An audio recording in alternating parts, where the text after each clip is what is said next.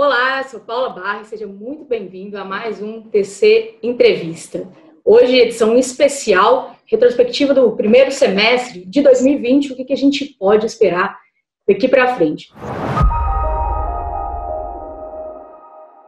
Como convidado, a gente recebe hoje aqui o gestor André Ribeiro, da Brasil Capital, e o gestor da Monte Capital, Cássio Bruno. Muito obrigada pela entrevista. Cássio, André. Obrigado pelo convite. Obrigado. Obrigado, prazer. Bom, a gente teve um primeiro semestre bem atípico, né? Se a gente pudesse resumir esses 6 primeiros meses do ano em 3 capítulos, né? Poderia colocar alguma coisa assim, de janeiro até fevereiro. A gente viu um otimismo no mercado, a Bolsa foi lá para a máxima histórica perto dos 121 pontos, até que veio a quarta-feira de cinza e jogou um banho de água fria nos mercados. Junto à crise da Covid, a gente teve também uma crise do petróleo, adicionando mais risco nesse cenário que já estava nebuloso. No segundo capítulo, do final de fevereiro até o finalzinho de maio, a gente foi do fundo do poço a uma luz do fim do túnel.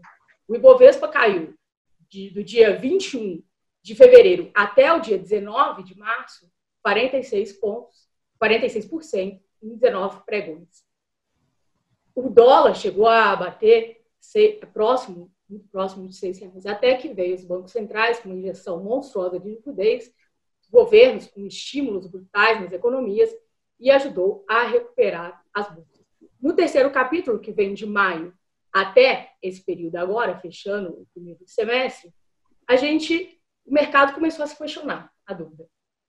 Veio toda essa recuperação, mas será que os preços, eles de fato têm sustentação nos fundamentos econômicos e das empresas? Será que essa alta é sustentável? A gente fecha agora o primeiro semestre e a gente vê no segundo trimestre do ano o Bovespa com uma recuperação de 27%, fechando no melhor segundo trimestre desde 2003. As bolsas lá de Wall Street, S&P e Dow Jones fechando no melhor trimestre em mais de 2 décadas. Aí a pergunta que eu quero começar aqui para vocês, essa entrevista, com qual humor que a gente vai iniciar o segundo semestre do ano? É uma ótima pergunta. Em primeiro lugar, um prazer estar aqui. Obrigado pelo convite. Ótimo falar com vocês e ao lado do Cássio. De fato, você relatou muito bem os movimentos que aconteceram até agora e eu acho relevante olhar para o que está acontecendo tanto na Ásia, quanto na Europa, quanto nos Estados Unidos. Quer dizer, assim como foi extremamente importante olhar para o que aconteceu com China, Ásia, Europa, para antecipar o impacto do Covid, eventualmente, nas bolsas dos Estados Unidos e no Brasil, agora na recuperação, talvez esses sejam também bons sinais. Então, na China, a gente vê uma recuperação em V, de certo modo, nível de atividade voltando, lucratividade das empresas crescendo depois de quedas seguidas em relação ao mesmo período do ano passado. Então, dá para chamar de uma recuperação em V. Os mercados na Ásia também estão se recuperando, claramente na esteira da recuperação da China, e aí, de fato, eu diria que a parte, a economia real, de fato, recuperando na Ásia. Na Europa, a gente já viu, de certo modo, também PMIs acima do que era a expectativa, e nos Estados Unidos teve uma recuperação muito forte do mercado financeiro em V e ainda não tão forte da economia real, apesar de já dar alguns sinais. Então, eu acho que assim como para antecipar o que o Covid causaria nos mercados ocidentais, especificamente nas Américas, tendo olhado para a China, depois Europa e depois Estados Unidos, assim como foi importante lá, eu acho que agora também é muito importante. O que a gente vê é uma recuperação muito relevante da China, Ásia, Europa com PMIs já surpreendendo positivamente, o mercado nos Estados Unidos recuperando em V, e aqui no Brasil, taxas de juros extremamente baixas, e a gente tem um volume super relevante em produtos atrelados à Selic. que possivelmente vai abaixo de 2%. Então, eu vejo como natural uma migração para ativos mais sofisticados e a Bolsa de Valores se enquadra nisso. Portanto, eu acho que daqui para frente a situação ela é mais difícil, quer dizer, a taxa interna de retorno dos ativos em bolsa, das companhias, que é como a gente olha para as empresas, diminuiu em relação ao ápice da crise.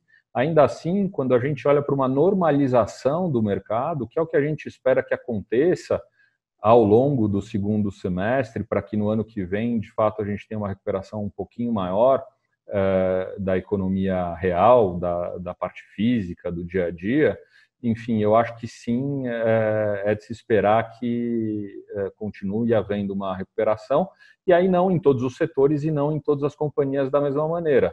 Evidentemente que cada vez mais a escolha de empresas específicas vai ser mais relevante para que o investidor consiga alcançar bons resultados em bolsa. Bom, concordo bastante com o André, principalmente nessa parte dos juros baixos, migração para mais risco. O que a gente também está vendo é um pouco essa questão de como é a recuperação, né? Então, se a recuperação for efetivamente rápida, como a gente está vendo, você vai acabar olhando para 2021 e vai ver múltiplos menos caros do que você vê hoje. Esse, novamente, você tem um choque muito grande no mundo inteiro, e olhando para o ano que vem, provavelmente esse choque sai e você tem lucros muito mais normalizados e talvez uma recuperação da recessão muito mais rápida. O que a gente queria adicionar que é bem positivo dessa crise, acho que é a história do savings rate, né? Então, com a injeção de liquidez global, isso não é exclusividade dos Estados Unidos, nem de nenhum lugar do mundo. Então, como você deu dinheiro na mão do consumidor, que é o tal do helicopter money, a poupança aumentou, ela não diminuiu. O normal numa crise, então o ciclo normal numa crise, a poupança das pessoas vai diminuindo, então elas perdem o emprego, e diminui. Quem está empregado tenta aumentar sua poupança gastando menos, e essa crise se retroalimenta. Então, o que os bancos centrais e governos fizeram nessa crise para que esse processo, esse feedback loop que a gente fala, não acontecesse? Foi duas dimensões. A primeira dimensão, ela vem de um fiscal muito forte, então, dá dinheiro na mão do consumidor, lá os programas americanos, os programas brasileiros, aqui a gente está prorrogando mais um pouco. E o que aconteceu? E para quem não teve queda de renda tão grande, aquilo lá virou poupança. Então, no Brasil, você migrou um pouco. Algumas pessoas perderam emprego e usaram aquilo para renda e outros para poupança. E aconteceu o mesmo fenômeno nos Estados Unidos. Aconteceu o mesmo fenômeno em UK e por aí vai. O que isso quer dizer? Que quando as pessoas puderem gastar dinheiro, elas vão gastar porque elas têm ele na poupança. Então, a propensão marginal ao consumo está muito mais baixa, porque o cara não pode consumir, mas, uma vez voltando, você tem aí uma demanda reprimida que deve dar um ímpeto inicial. A outra dimensão, ela vem da dimensão que você comentou no começo, quando você fez o resumo, que é a dimensão dos bancos centrais. Então, o que a gente discutiu bastante na MOLT, no meio do caminho do semestre, é: estamos em 2008 ou não estamos em 2008? E o que a gente olhava, o fator para a gente ter de controle, né, a variável de controle vai quebrar empresas em que você tem um contágio global. Então, se você pegar lá 2008, quebra a Bear, o JP Morgan assume, aí depois vem a Merrill Lynch, o Bank of America assume, por aí vai, né? Então, você teve até que quebra o Lehman, e o Lehman, a IG, e aí começou aquele processo todo. Então, o que a gente estava olhando durante a crise vamos ter algo parecido? E aí, na dimensão de quebradeira global, os bancos centrais agiram muito rápido. Então, tudo que era necessário do ponto de vista de lei, o arcabouço já existia, e aí os bancos centrais só evitaram, eles foram muito mais rápidos, e por isso a crise é muito rápida. Então, você não entra nesse processo de um quebra o outro quebra um, e olha que você vê a economia inteira está quebrada. Os bancos centrais evitaram de um lado e estão dando renda no outro. Então, essa renda é parecida com o cash for clunkers na crise de 2008, e a questão de salvar os bancos dos bancos centrais.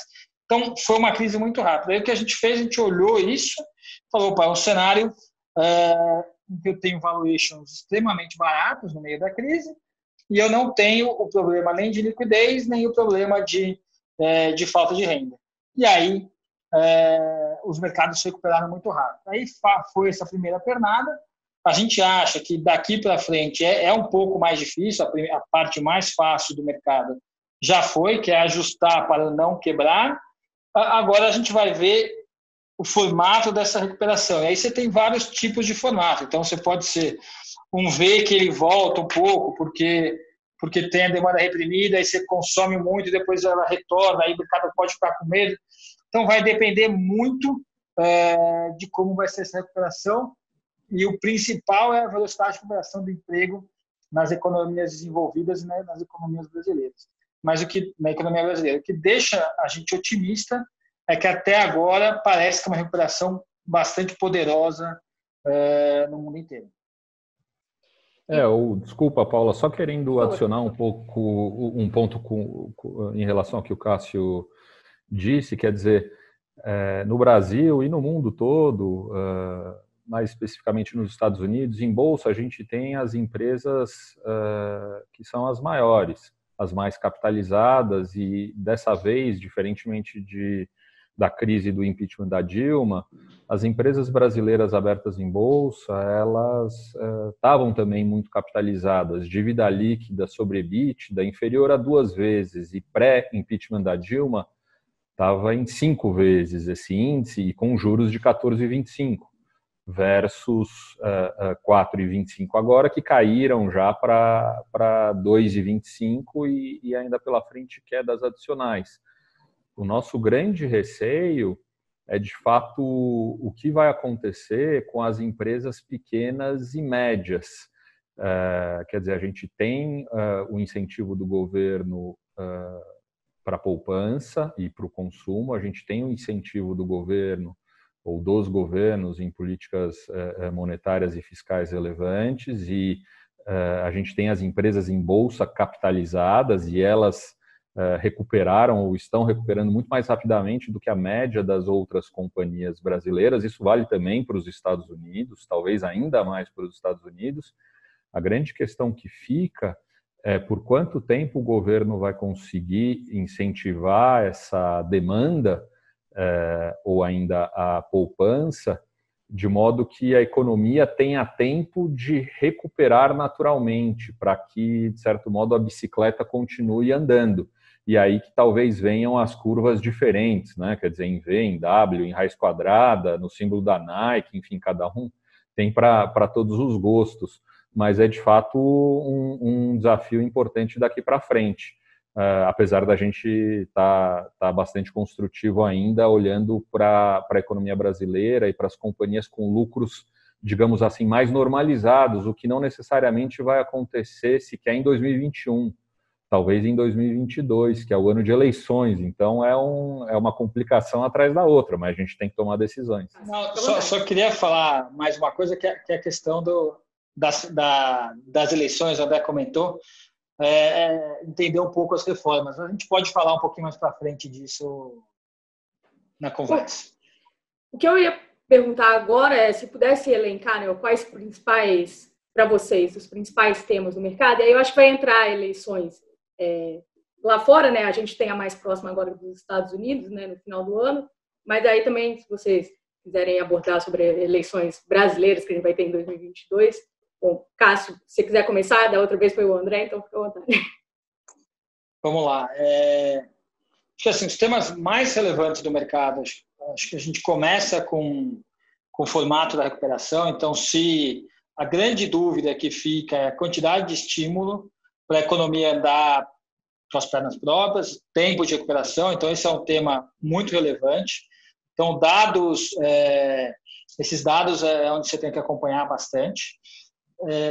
O segundo tema, acho que é o tema aí global, vem da eleição americana, como você comentou. Então, se dá Trump, se dá Biden, e aí nesse tema entra a tributação. Então, como vai ser o pagamento dessa dívida que se colocou na economia? Então, se fala que se o Partido Democrata ganhar, tem muito imposto, eles voltariam os impostos a níveis anteriores, então isso seria um eventual drag para o S&P. E aí tem o tema, que acho que é um tema que está cada vez maior e crescendo muito, essa questão da Guerra Fria Estados Unidos-China, que começa devagarinho, mas o negócio está esquentando. Parece que é um sapo na água quente. Ali. O negócio está ficando cada vez mais importante e é bem importante monitorar para onde vai isso, né? Então, e como o Brasil vai se posicionar, mas está cada vez maior. Hoje a Índia anunciou medidas contra a China, a Europa já anunciou, Estados Unidos anunciou um monte. Então, essa questão tem crescido bastante. E aí, se puder colocar um específico dentro do global ainda, outro tema que está crescendo bastante nessa questão tributária, também nessa questão de pagar a conta do Covid, é a tributação sobre as techs, né, sobre as empresas, sobre as FANGs, todas as empresas que pagam muito pouco imposto hoje e estão sendo chamadas a pagar. Essa discussão está mais forte na Europa, mas ela deve crescer no mundo. Isso tudo são riscos que a gente vê para o mercado num horizonte aí mais longo, que é como pagar a conta do Covid. Então, os estados ficaram muito endividados, a gente precisa pagar essa conta. Aí quem vai pagar e como é algo que o mercado vai discutir por muito tempo.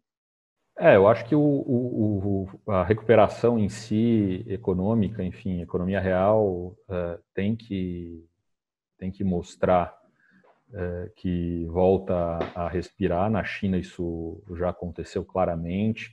A gente também acompanha dados das empresas brasileiras e a gente tem visto isso também, uma recuperação superior ao esperado, para ser bem objetivo. De novo, a gente está falando de um grupo seleto de companhias que, enfim, são as abertas em bolsa e são, via de regras, líderes nos seus respectivos setores, mas, de certo modo, a gente tem se surpreendido com a velocidade da recuperação e, claro, que fica a grande dúvida de quem é que vai pagar a conta. No fim das contas, todos nós estamos mais pobres, está havendo emissão colossal de dinheiro pelo mundo, são 20 trilhões de dólares em estímulos, e eventualmente isso em algum momento pode se tornar inflação, e aí num ciclo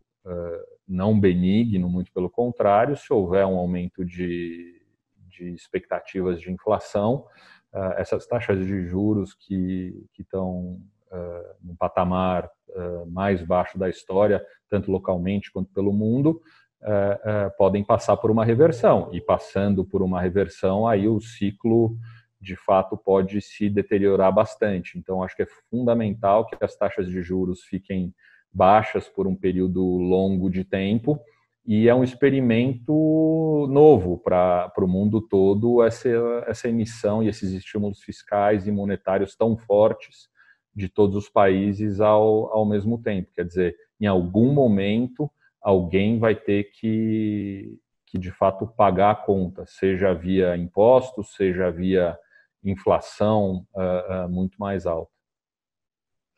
E o risco, olhando aqui para o Brasil, né? O risco político, onde que ele se encaixa nesse cenário, né?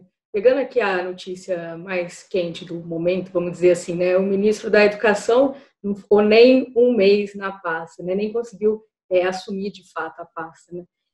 Como que entra o risco político nesse cenário?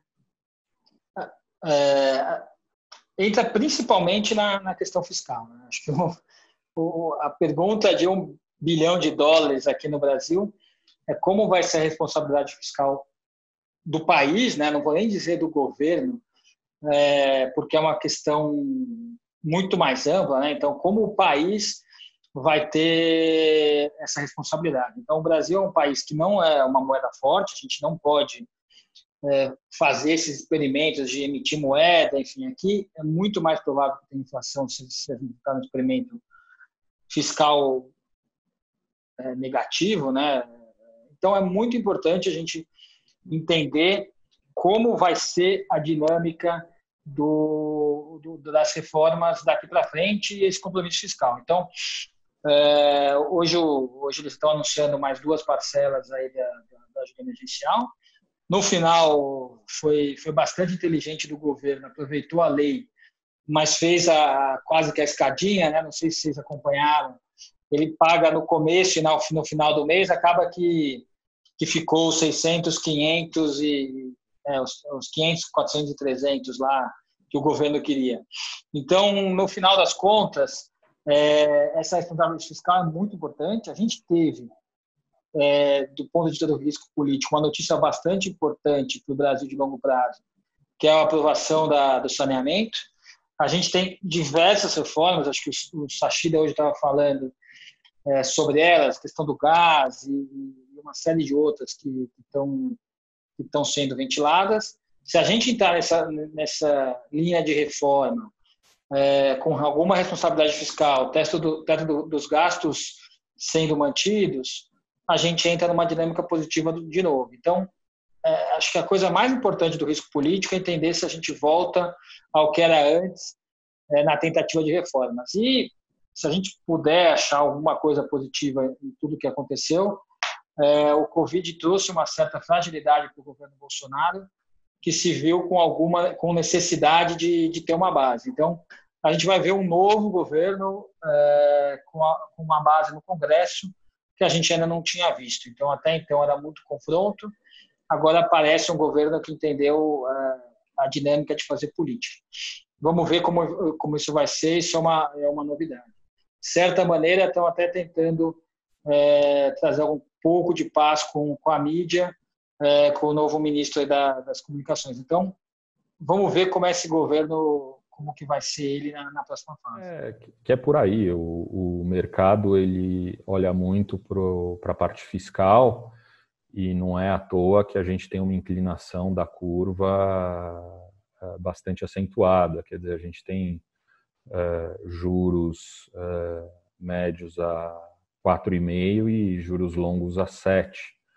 Quer dizer, se a questão fiscal fosse claríssima, o excesso de gastos desse ano fosse visto como one-off, uma vez e ponto final, essas taxas de juros reais estariam em patamares mais baixos. Então, o mercado se questiona muito qual é a sustentabilidade da parte fiscal. E como o Cássio bem falou, teve uma mudança drástica de postura do governo por conta da própria fragilidade. Então, está lá o Paulo Guedes negociando medidas e reformas com os líderes do Senado, da Câmara, mas também com o Centrão.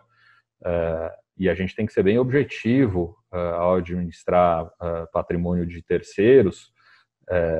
Para a gente, de certo modo, pouco importa se isso, os aspectos valores morais, faz sentido ou não, e se foi isso que o Bolsonaro defendeu e tinha de agenda na eleição, ou pré-eleição.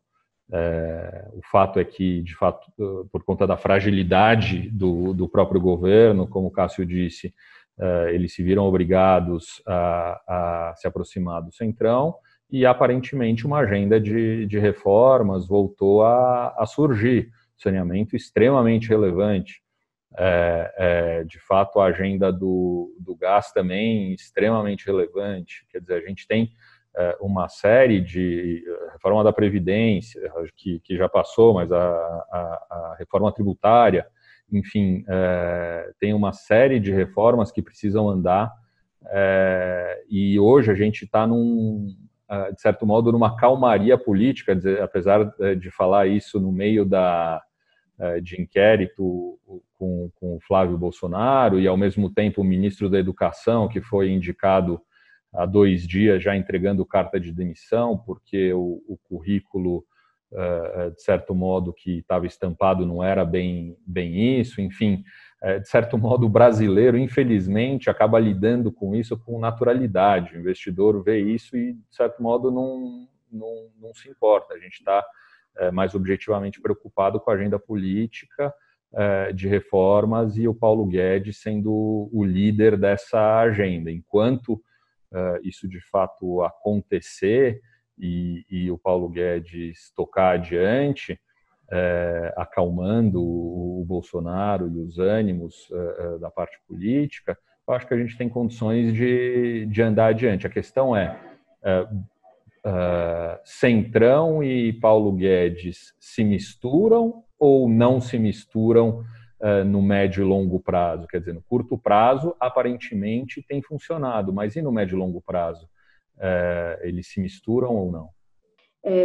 Bom, vamos dizer assim, a parte mais fácil de selecionar os ativos baratos depois de toda aquela derrocada que a gente viu com o estouro da crise, já passou. Agora a gente viu uma forte recuperação dos ativos, é um momento de seleção do que pode performar bem, como que vai mexer a carteira, né? Eu queria que vocês falassem um pouco como que vocês mexeram o portfólio na primeira metade do ano e como que vocês estão entrando agora nessa segunda metade. Bom, a primeira metade do ano foi bastante complexa. No final, a gente conseguiu ter um resultado bem positivo. Mas, basicamente, é o que você comentou, foram 3 fases. A gente entra o ano achando a bolsa um pouco mais cara. Alguns ativos ligados, principalmente à economia doméstica. Então, o que a gente fez no começo do ano, a gente tinha rotacionado o portfólio uma concentração maior que a média em commodities, em especial Vale e Petro, e aí a gente tinha bastante bancos também, por a gente entender que o valuation ali estava com alguma gordura. O que aconteceu foi que, mesmo a gente entrando aí com uma posição um pouco mais defensiva, ou a gente entendia mais defensiva por conta do valuation, não funcionou no começo. Os mercados caíram todos iguais, os bancos até foi colocado o risco de disrupção, lá como a gente comentou. Mas essa é a primeira metade. Aí o que a gente faz? A gente faz em 2 etapas. A gente deixa o portfólio, compra as empresas que não seriam tão ruins, mas tinham caído junto com o mercado na primeira fase, então a JBS. A gente aumenta nossas posições em lojas americanas que não ia fechar loja, JBS, B2W. Aí depois na segunda fase a gente aumenta via varejo. A gente comprou uma série de empresas que não iam se prejudicar tanto com o Covid. Então Vale, Petro, JBS, Lame, B2W. Essa foi a primeira fase. Aí a segunda fase, a gente começa a vender as posições que tinham performado bem e comprar aquilo que tinha um valuation muito barato. Aí a gente esparramou nos fundos o número de posições, né? Então, o que a gente faz? A gente troca um pedaço grande da nossa posição de B2W por via varejo, ali próximo dos R$4. A gente troca bastante da Vale por Petro e Gerdau. Aí a gente esparrama, compra um monte de small cap, assim, mais de 10, que ficaram muito baratas. E aí aguarda ali num portfólio muito barato, esperando o que acontecer. E aí o resultado é que a hora que o mercado acalma, essas ações, algumas dobraram, triplicaram, foi muito bem. E a gente montou posições que a gente gostava muito. A gente aumentou a posição de Oi, que a gente tinha uma posição pequena, ela foi lá por volta de 50 centavos. A gente aumentou a Ivevar, que eu comentei, a gente comprou mais Light, a gente comprou mais Semig, comprou Eletrobras, que a gente estava de fora. Então, aproveitamos para ir às compras em uma série de empresas, tanto de utilities quanto de outros setores, mas que ficaram bem baratos. E aí, o resultado foi super bom. A gente fechou o semestre no fundo Red 7,33 para cima contra 1,75 do CDI. No FIA, a gente caiu 11,42 contra 17,80 da Bolsa, a gente bateu 6,5. E no long bias, a gente caiu 3,88, caiu contra a Bolsa de quase 18 para trás. Então, no final, a gente não foi tão bem no começo do processo, a gente demorou a perceber o quão grave seria tanto o Covid quanto a questão do petróleo, mas a segunda parte a gente conseguiu, uma vez posta a crise, colocar os preços, entendendo como as empresas estavam, se posicionar para uma recuperação melhor dos fundos. André, Se você quiser no nosso caso específico, a gente tem uma característica de investir e segurar as companhias em que a gente investe, em que a gente acredita, de time de gestão super qualificado, operando em mercados com barreiras de entrada, enfim, empresas dominantes, por vários anos. A rotatividade média do nosso portfólio é de mais do que 40 meses, quer dizer, na média uma empresa entra no nosso portfólio e via de regra fica pelo menos 40 meses. Então, os nossos investimentos são feitos olhando muito para o longo prazo. Dito tudo isso, a gente fez algumas alterações no portfólio. Basicamente, a gente entra na crise com algo em torno de 10% de caixa, só que olhando para outras crises e epidemias, a gente via quedas de 10% a 15% em dólar para depois haver uma recuperação. Então, de certo modo, com a Bolsa a 100 mil pontos, já tendo realizado 10%, 15%, a gente aumenta as exposições. E aí tem a volta do carnaval que leva a Bolsa a 65 mil pontos. Num primeiro momento, a gente desinvestiu integralmente de Azul, por exemplo, que era uma companhia que fazia parte do nosso portfólio, e uma belíssima companhia com plano de crescimento excepcional, mas endividada em dólar e sem receitas, enfim. Claramente a empresa passaria por um momento de grande dificuldade, e a gente nesse momento procura, entendendo a natureza da crise, caminhar para empresas que se beneficiassem dessa necessidade de passar por canal digital no relacionamento com o consumidor final. Então, enfim, no momento de queda, Magazine Luiza, Mercado Livre passaram a fazer parte da nossa carteira, assim como o XP, em que a gente havia investido no IPO e desinvestido, voltou a cair muito pesadamente e a gente fez um aumento do investimento. Claramente, essas companhias se beneficiam da necessidade da digitalização da experiência do consumidor. Num segundo momento, a gente fez uma opção contrária ao que o Cássio mencionou, pela natureza do nosso portfólio muito voltado para o mercado interno.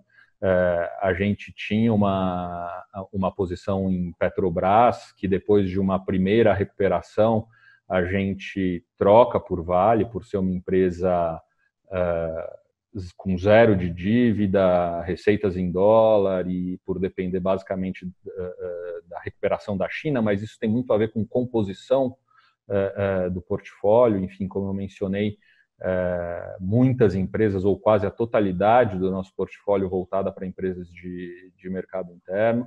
Portanto, a gente achou por bem balancear com uma posição em Vale, que até acabou funcionando bastante bem, teve um desempenho bastante positivo, talvez inferior à Petrobras, mas, enfim, a gente acha que compõe bem o portfólio. E, além disso, uma carteira muito focada em companhias que provêm serviços essenciais, quer dizer, empresas ligadas à infraestrutura, como a Rumo, que liga a parte agrícola do país ao Porto de Santos, a grosso modo, Mato Grosso ao Porto de Santos, transporte ferroviário muito mais competitivo do que o transporte rodoviário, e ainda empresas ligadas ao setor de energia elétrica, que já faziam parte do nosso portfólio, empresas como Alupar, Energisa, Equatorial, a própria Light, mencionada pelo Cássio.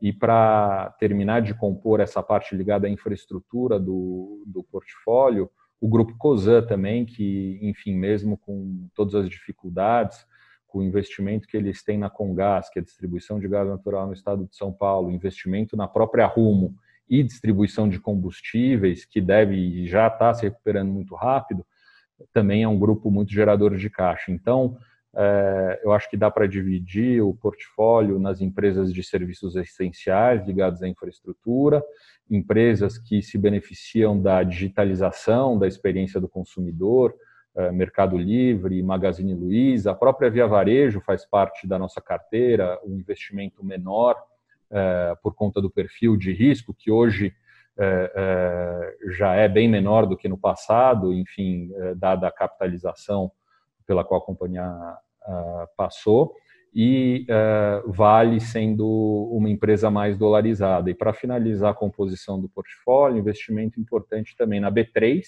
que tem se beneficiado dessa tendência, seja de digitalização ou de financial deepening, não gosto muito de usar termos em inglês, mas essa necessidade de sofisticação do investidor e de investimento em ações também, assim como o XP é uma empresa que se beneficia muito desse movimento. Então, basicamente, é essa a composição do portfólio, sempre acreditando na geração de valor de longo prazo dessas companhias. Então, girando pouco, com foco em composição de retornos sustentáveis de longo prazo, investindo nas empresas que a gente considera líderes e sendo geridas por pessoas com muita capacidade de se adaptar ao cenário macroeconômico, de certo modo. Quer dizer, eu vejo o Cássio e a turma da Molt, que faz muito bem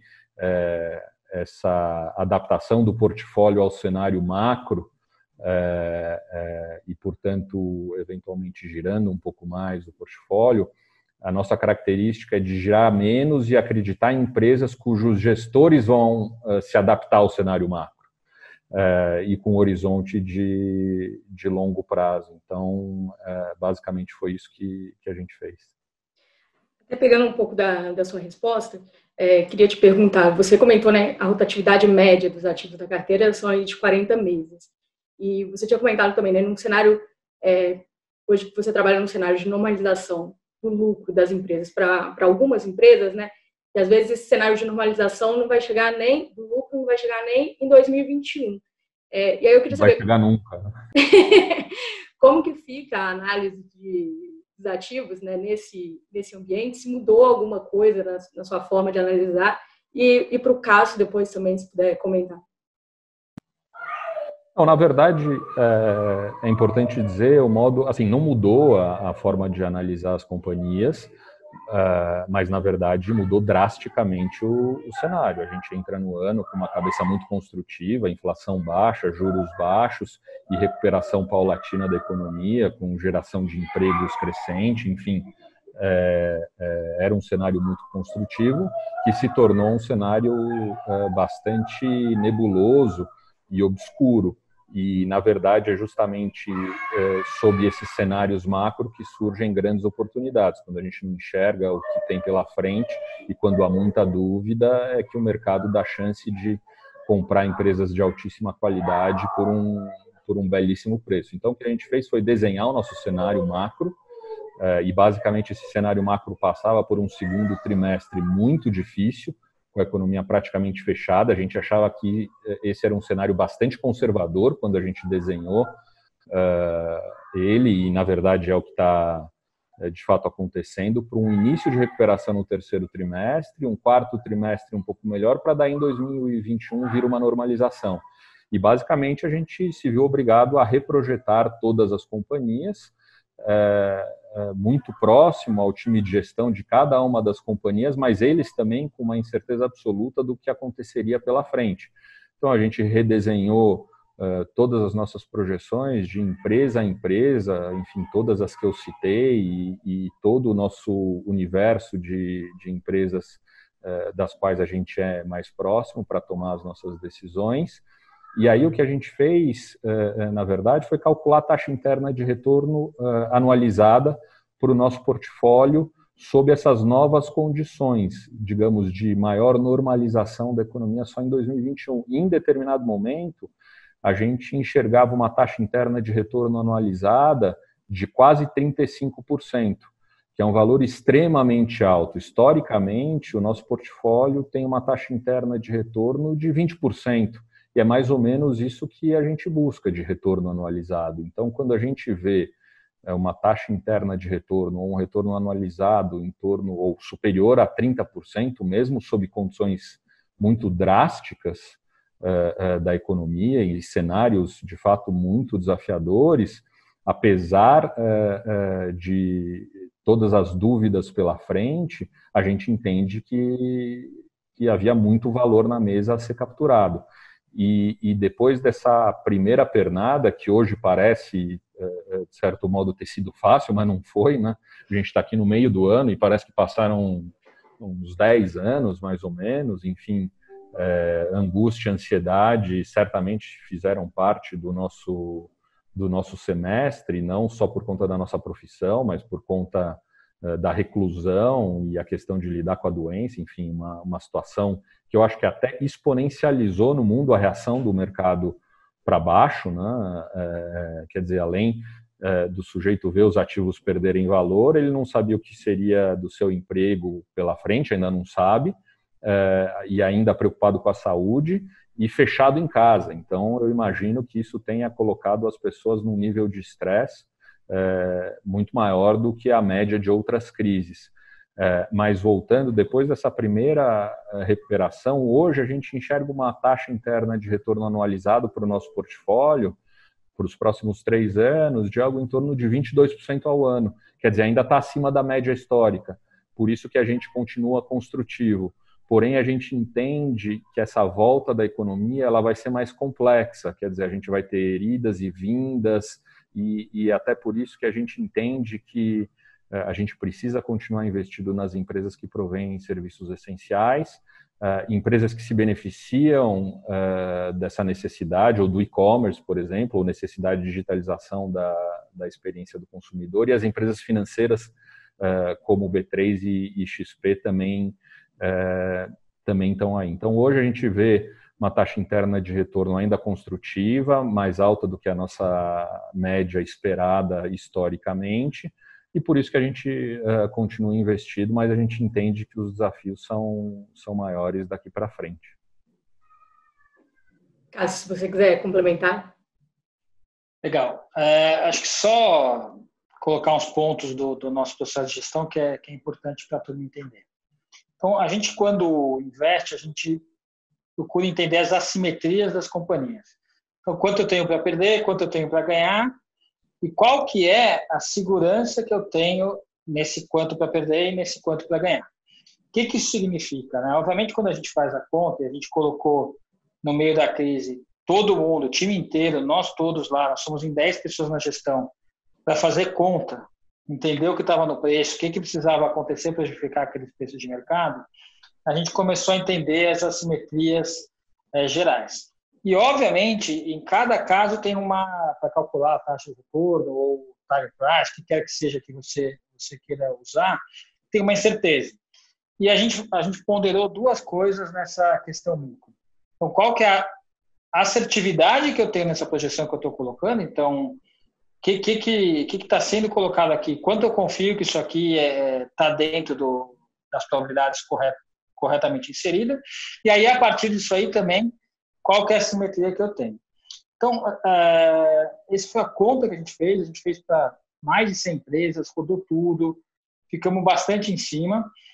E aí tem a segunda parte do nosso processo de gestão, que a gente fala assim, a gente sempre, quando entra no investimento em uma empresa, a gente entra para o longo prazo. A gente não sabe quanto que esse investimento vai maturar. O que a gente sabe é que a gente precisa ter paciência para que aquele investimento mature.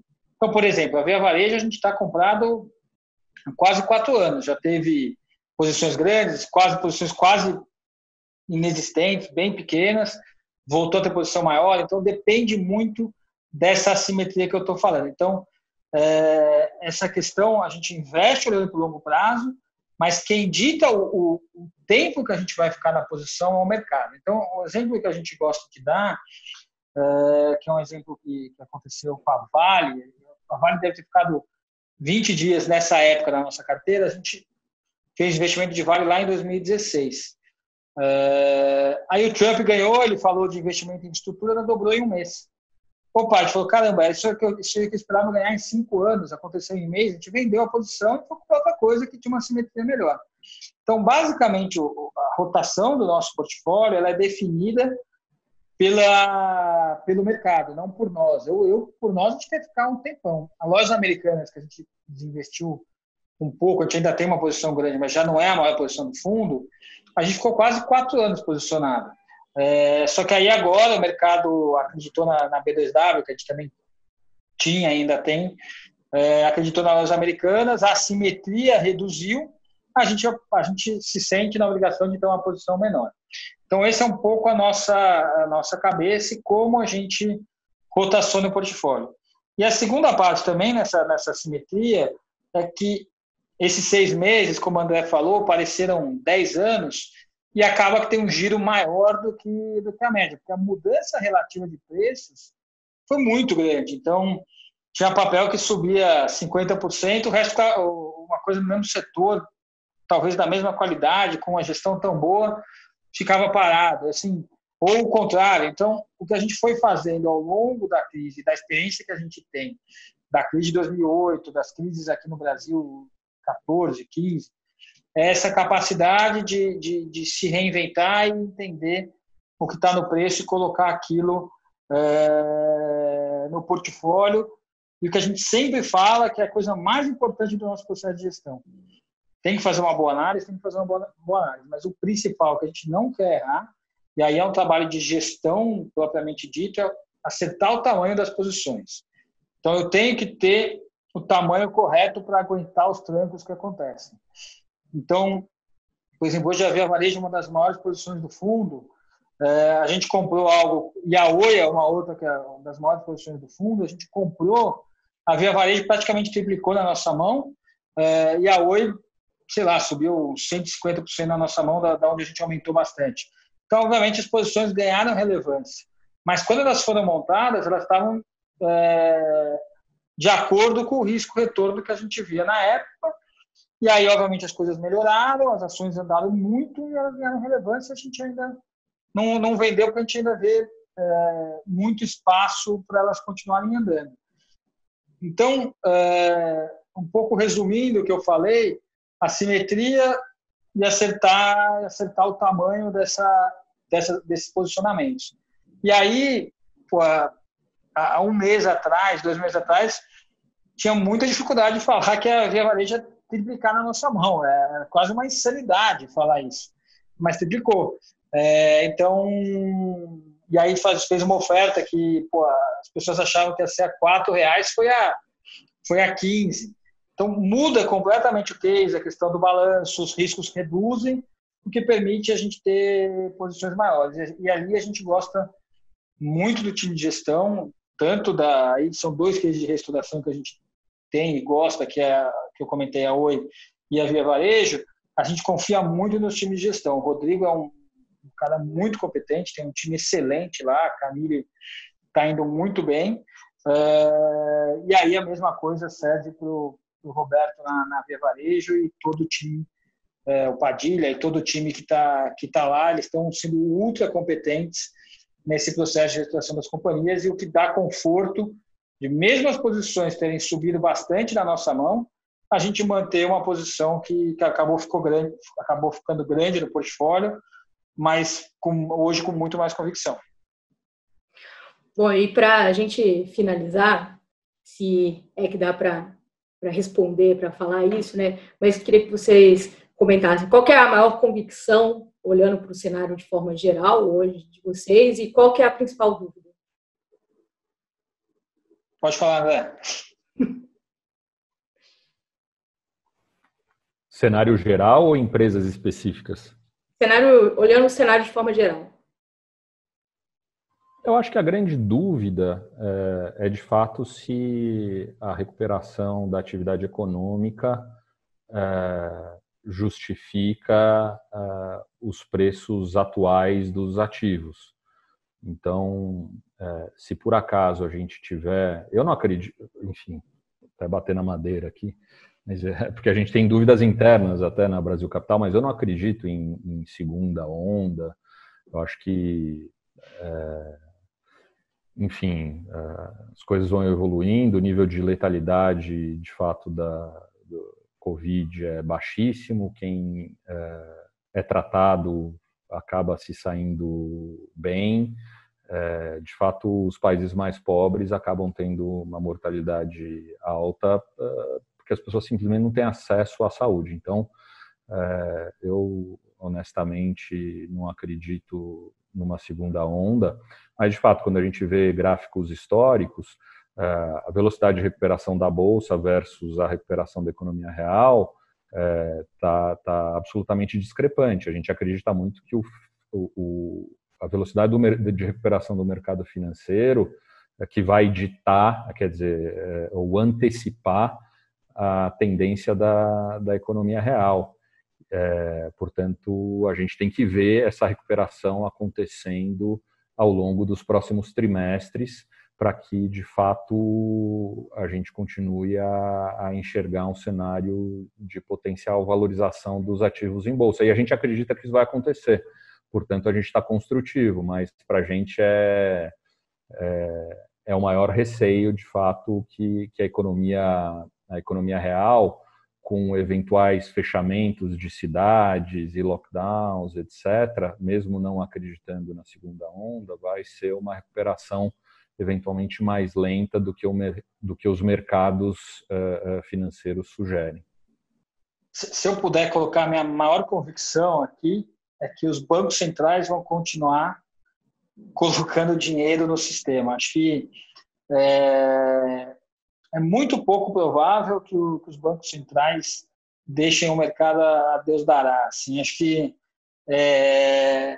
foi provado assim, em 2008 que a solução, ou em 29, que o Bernanke era um grande estudioso, que deixar o mercado com pouca liquidez é o pior que pode acontecer para a economia e para a vida das pessoas. Então, se você faz a comparação de grandes crises que a gente viveu, que é 29, e aí toda a década de 30, em que ali eles erraram na liquidez, foi muito custoso para a população. Se você pegar a gestão da crise de 2008, é muito mais competente, e essa gestão toda foi feita com muita injeção de liquidez. E aí, indo um passo além, essa aqui, que tinha um potencial talvez ainda maior do que foi 2008, dado que realmente você parou o mundo inteiro junto na mesma hora,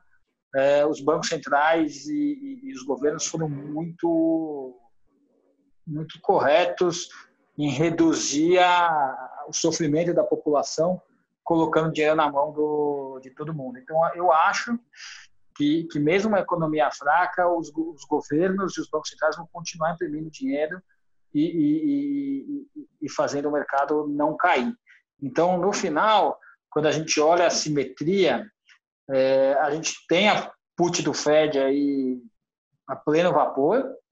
Então, o downside acaba sendo reduzido porque a gente acredita que eles vão entrar colocando dinheiro se precisar.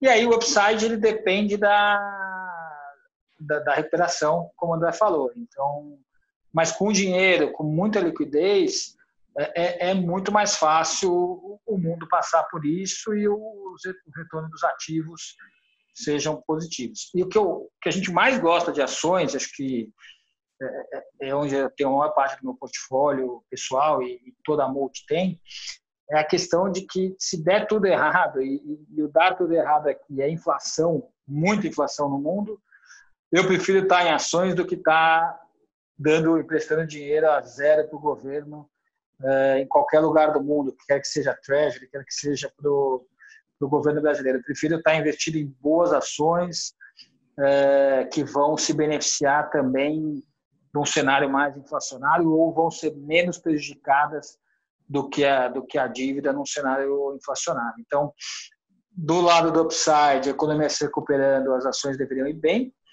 Do lado do downside, quer ter muita inflação, as ações deveriam ir melhor do que o concorrente direto, que é a renda fixa. Bom, Cássio, André, queria agradecer enormemente a entrevista. Muito obrigada. Obrigado, Paula. Tchau, tchau. Boa noite. Valeu. Muito obrigada a você que nos acompanhou até aqui. Ficamos por aqui. Até uma próxima.